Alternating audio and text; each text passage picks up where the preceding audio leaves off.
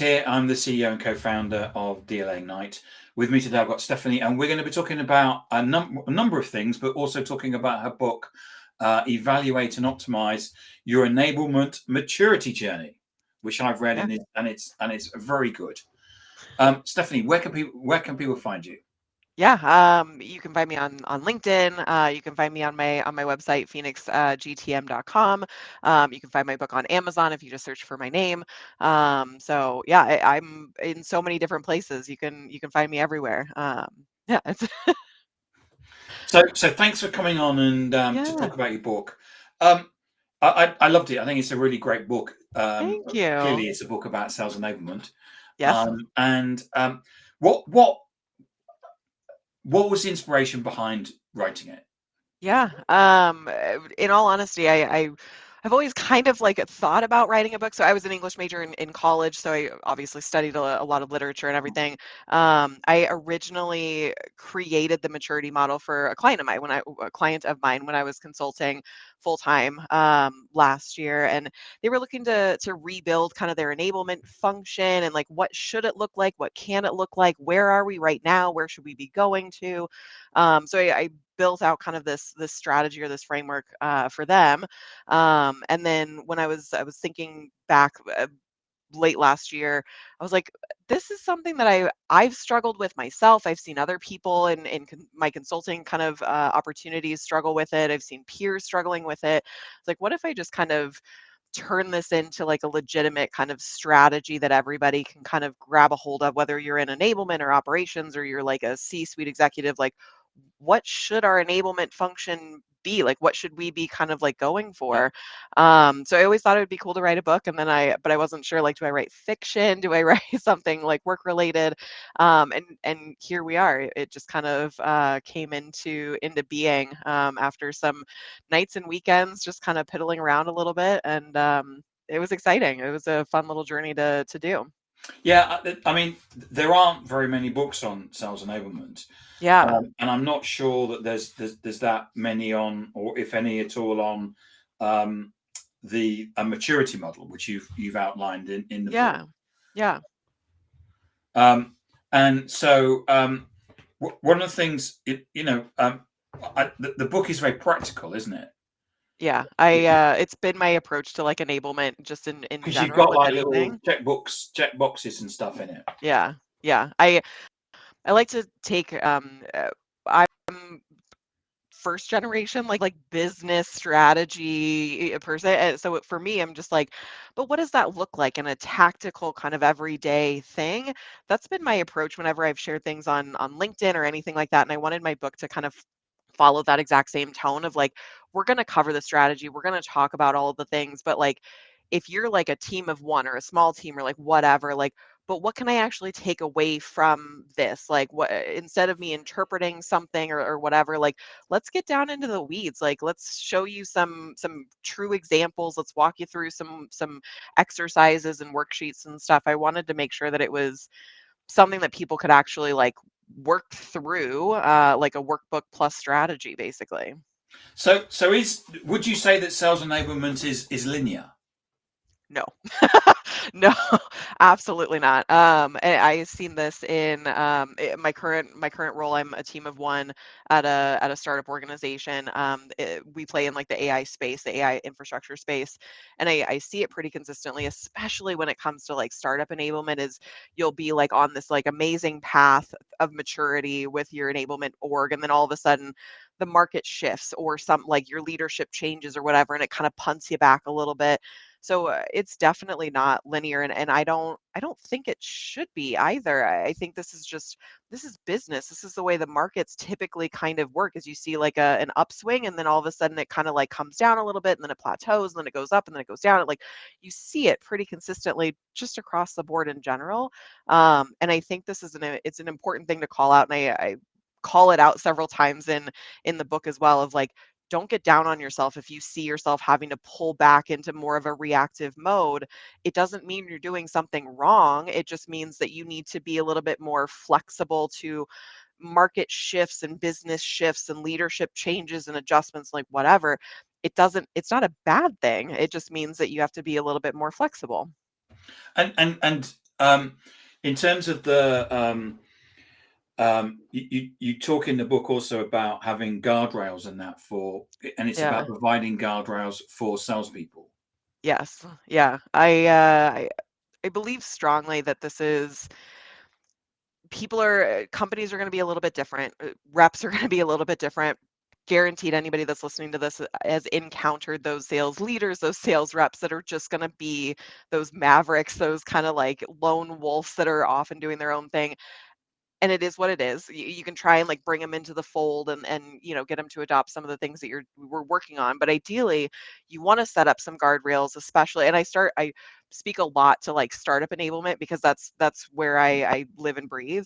Um, Things change so quickly, and they should. You should be like adjustable to the business while still remaining like or keeping some like guardrails on the thing. You don't want to like all of a sudden go off the cliff, but you can kind of maneuver around within those guardrails and absolutely like keep those people on track and the things kind of like going, but ultimately just like here's your little sandbox, you get to play in the sandbox, you don't go off the rails a little bit. So Matt agrees with you. He says, "Amen. No company is ever the same, and no reps are ever the same." Thanks, Matt. Yep. Thanks, Matt. So what's your definition of sales enablement? um in in my opinion, enablement should be defined for the company that you're at. I believe strongly that you should mold your enablement strategy to the company that you're supporting instead of trying to mold the company to your enablement strategy.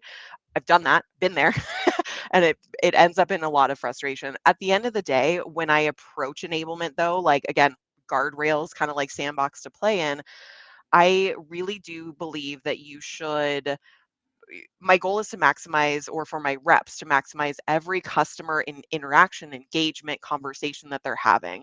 That's going to encompass a number of different things, including like skills and behaviors and process and tools. And like all of that kind of falls, and like training and knowledge, and like all of that falls within the realm of enablement. So when I've developed my enablement charters at my organizations, my North Star remains to be like, I want to help my reps maximize every conversation that they've got with their customers, which right now is more important than ever. So I think it's really important to kind of like double down on that, and then understand, what does your business need you to be? Do they need you to be more reactive for a little bit or for a while? That's where I find myself kind of now at my organization is, yeah, we need to be a little bit more reactive with the shifts of AI is changing every day. That's okay. How do I think ahead and look into my crystal ball of like, but how can I make something now and then scale it for the future, or make it so that it can scale in the future when we're ready to?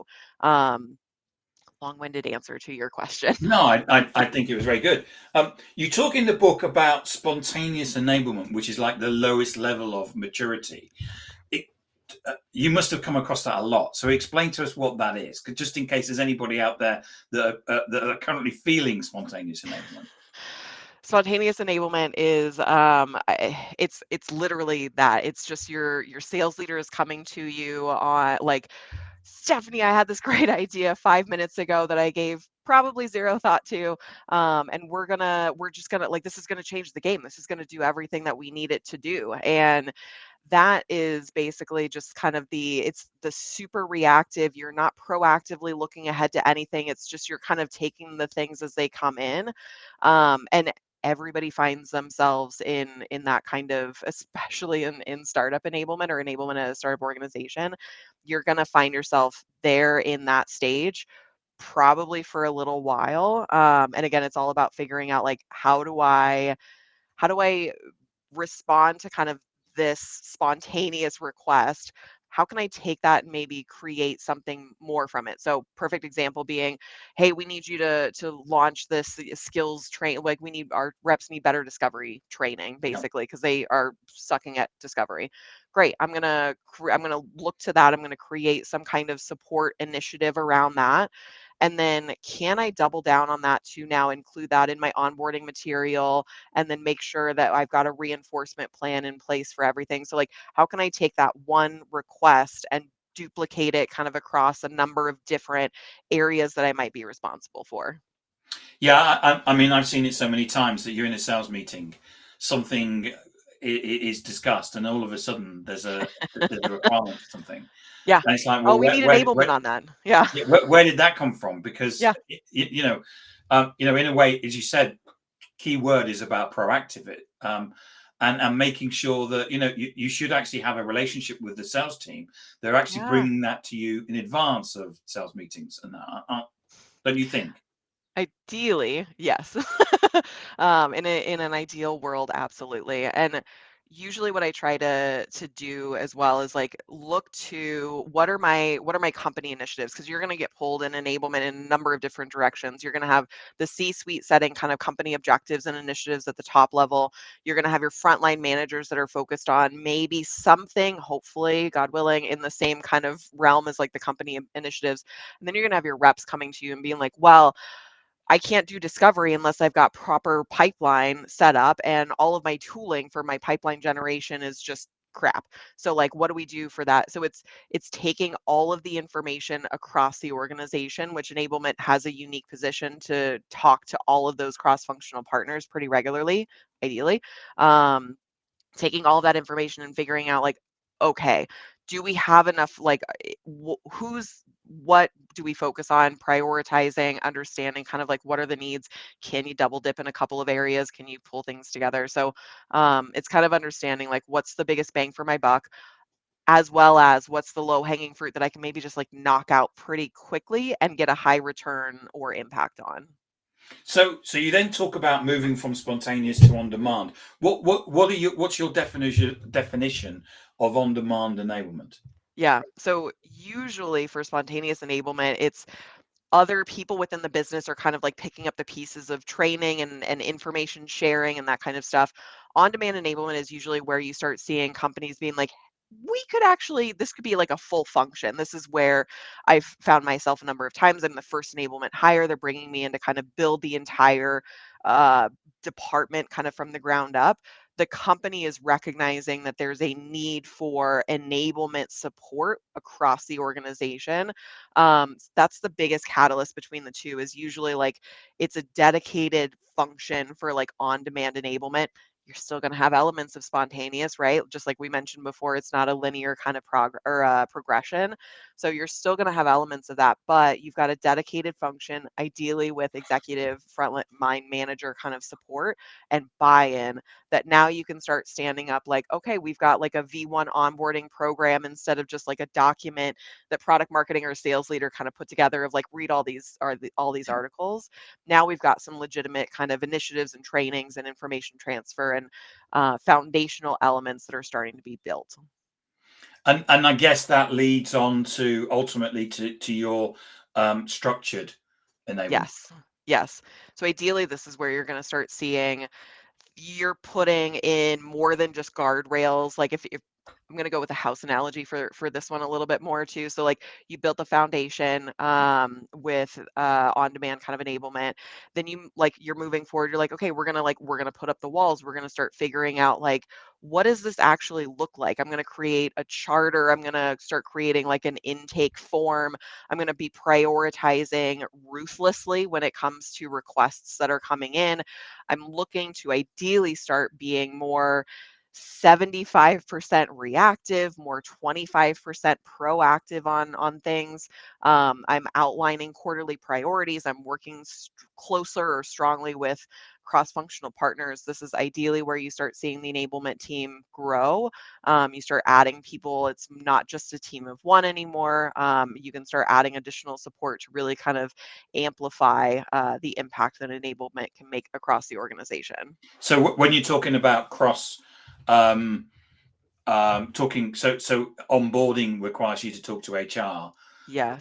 and if marketing are running certain campaigns, you may actually be involved in enabling something to do with the campaign. Absolutely. Yeah, absolutely. So ideally you're working, you've got your finger on the pulse of a number of different aspects of the business. You're working with HR and frontline managers on like who are we bringing in, who are we hiring, when are they being hired, and how is enablement going to be able to support them get up to speed and ramp as quickly as possible. If you've got a product launch, ideally you're working with like product marketing, you're working with marketing on potential campaigns, you're working with product managers to understand like what does the field team or what do the field teams need to understand and know in order to execute on whatever the ultimate goal of this product launch is.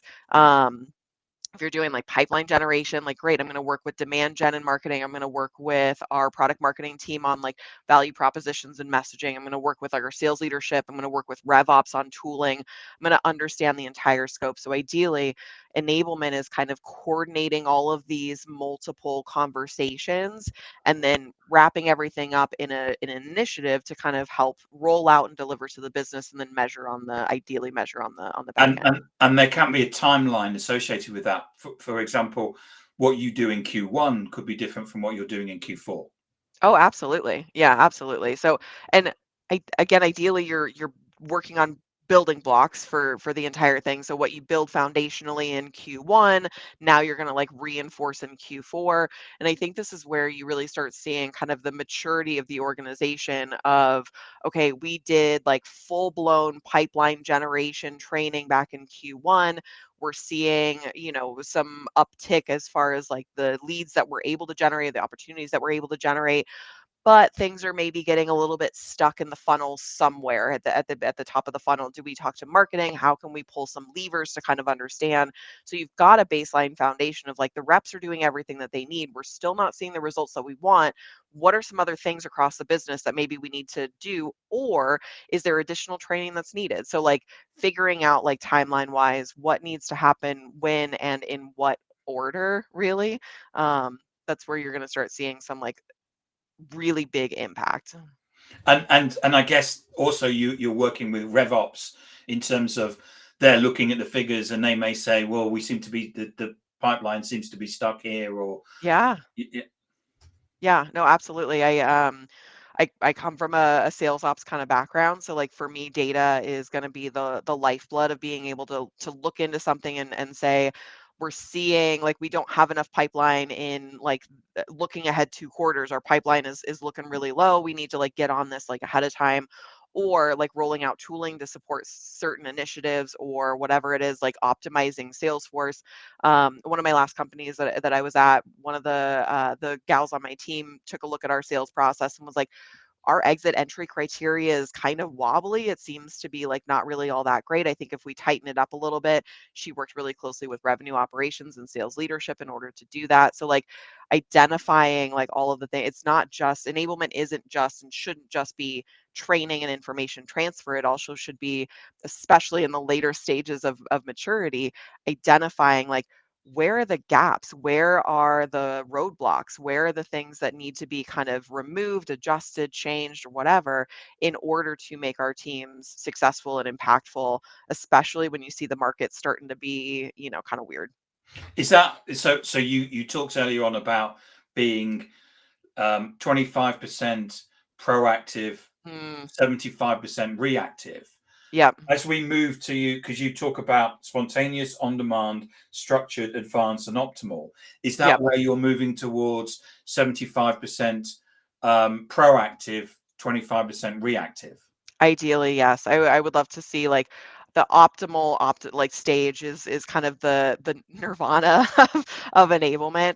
And I think this is where ideally you're setting like at least at the very minimum like a half year, like a half fiscal year roadmap of like, all right, these are the skill developments that we're going to have. These are the product trainings that we're going to have based on the product roadmap. This is the messaging that needs to change. Like we know at least for a half, ideally a full fiscal year at a high level, this is what's going to be covered. And that's like the 75%. There's always going to be fires. No matter how mature your business is, no matter how mature your enablement organization is, there will always be things.